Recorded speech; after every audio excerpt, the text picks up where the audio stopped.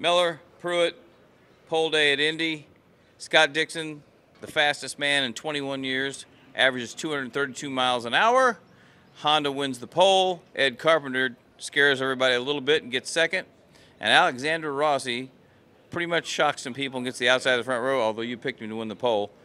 What's your thoughts about today? What stands out? I love that we had speed. I loved hearing the fans cheer. And at first I thought, oh, they're cheering for Dixie good. No one's ever really embraced him in the way they should. We kind of figured out, and you told me, son, they're cheering for the speed, not for the driver. But that was cool. The fans were really loud, really vocal that we were seeing 231s, 232s.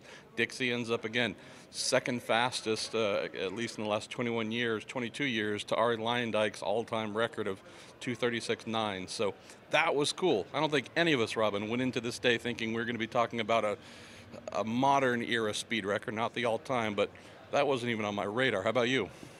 I was in a pool, an underground pool in Gasoline Alley, and I picked 232.123 as the fastest lap, but I didn't pick a 232 average. And especially, I thought the wind was going to play havoc, and I just did a TV show with Tony Kanaan, and he said conditions were excellent. He goes, it couldn't have been better. He said the wind was blowing just right to go fast.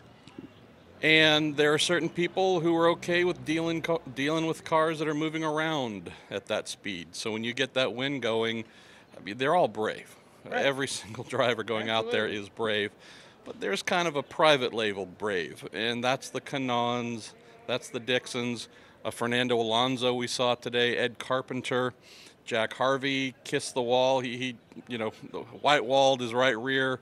Jared Hildebrand had about a millionth of a fraction of an inch left between the right side of his car and the wall, all with the air moving around, wind gusts changing directions. It's really cool to see folks, instead of knowing, field of 33, we're all going to get in, just be safe. No, there were some hard chargers, so we definitely got to see some cool people trying really hard and put up big numbers as a result. I think the other cool story is Ed Carpenter smokes Roger Penske's team. Ed Carpenter and Jerry Hildebrand, I mean, Will Power was ninth, and he was the only guy in the Fast Nine, and disappointing for Pagenaud and Joseph Newgarden and Juan Montoya. And you just can't say it's because they didn't have the right engine, because Ed is in the middle of the front row. Here's the thing that surprised me, Robin. I don't know what you think, but we saw Saturday. We wrote a story about, hey, we got Will Power in there, but there's 5 Penske cars, and only one made the Fast 9. What the heck? Everyone else was in the teens. Simon Pagenaud, way, way down. Figured overnight, okay, they've got a day. This is a team that has more money, more resources, more anything than anyone.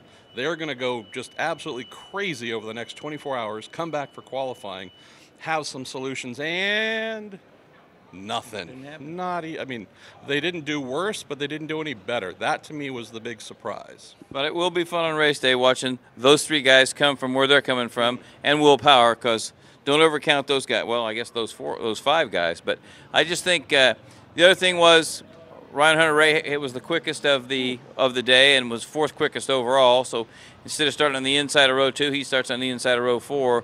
But he was my pre-race pole pick, and I still think he's going to be tough to beat in the race. Yeah, that guy, he and Ray Gosselin, his engineer, they know what to do. They're one of the real veterans in terms of communication, knowing what to work on, what to tweak on race day. So, I mean, Hunter-Reay's just been disappointed ever since we woke up Saturday morning at the speed that hasn't been there, that to get him into the Fast 9. Granted, he was a rocket of the 10th through 33rd, but definitely someone I'm not worried about him starting 10th, and I know he's not worried about it. Although he won from 19th. He would have liked that $100,000 check today, though. Yeah, and it's not nearly enough money, by the way. Ed Jones, I mean, this guy just continues to impress people, and like our buddy Mike Cannon, his engineer, said, what a pleasant surprise, but what a badass little driver.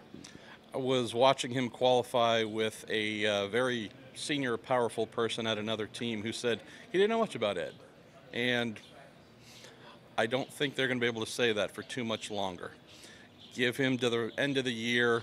We've seen Spencer Piggott have a couple of real standout drives so far this year. Could have finished better than he did.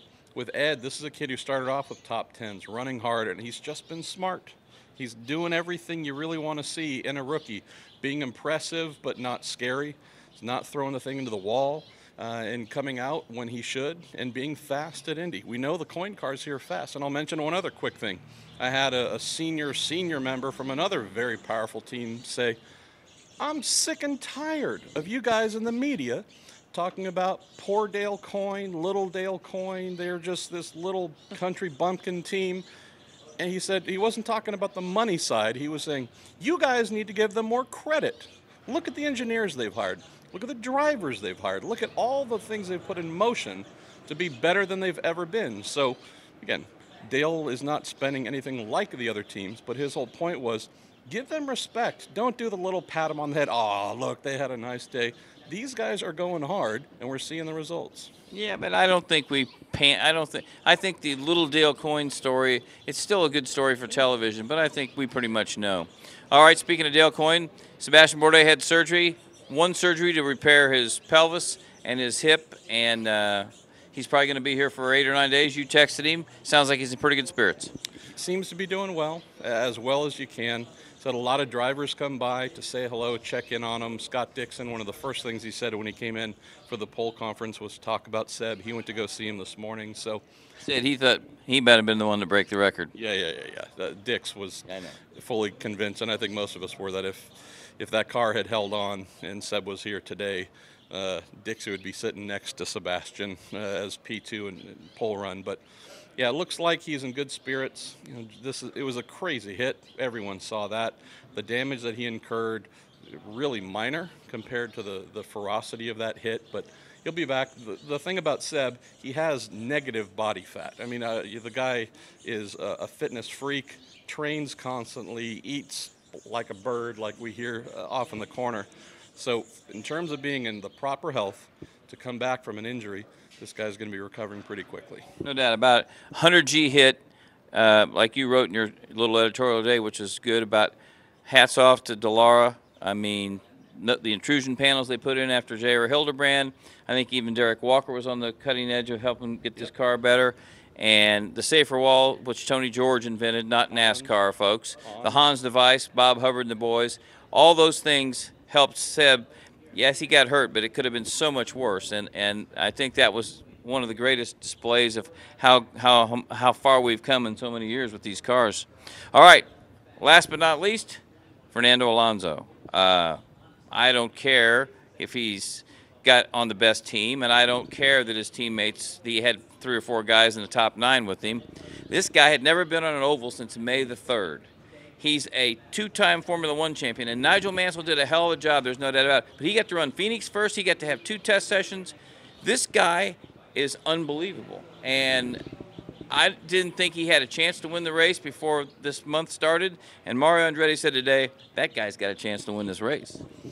He did so well in qualifying. You actually gave him a gift. You didn't give anybody else a gift in qualifying, brother. That's right. We gave our boy the Mount Rushmore shirt, Anthony Joseph Foyt, Parnelli Jones, Dan Gurney, and Mario Andretti. I said, you're not on Mount Rushmore yet, but that's a pretty damn good job. He smiled. Then I said, $10. $10. You make $40 million. Give me $10. He walked away, but I still like him. All right, so Robin, we had a couple other things to finish up the day. We had James Davison confirmed as Sebastian's replacement for the rest of the month. He'll be in the 18 car.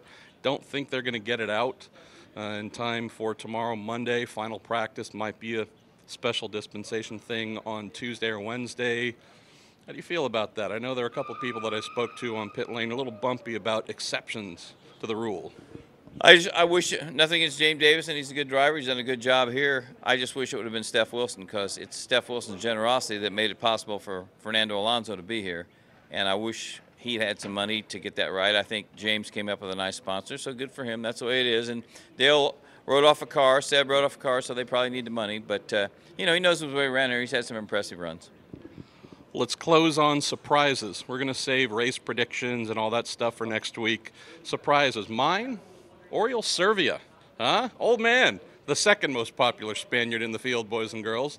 Servia threw down. Good for him. Love seeing him run well. I know that the Rahal team was really excited with Graham's speed, but seeing good old Mr. Servia throw down, that must have been special. What about you for surprises? My surprise is that Chevrolet didn't get annihilated like we thought they might. And Honda, they were saying, oh, Honda's 5 miles an hour faster down the straightaway.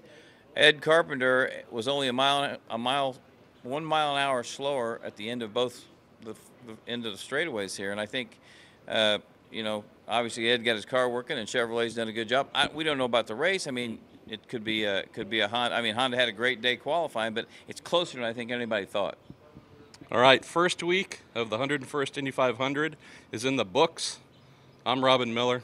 He's Marshall Pruett. We have no idea who we are. Thanks for watching. Thanks for all the positive feedback, by the way. We've had so many people stop us and say good things in and among the curse words and shouts and throwing rotten fruit at us.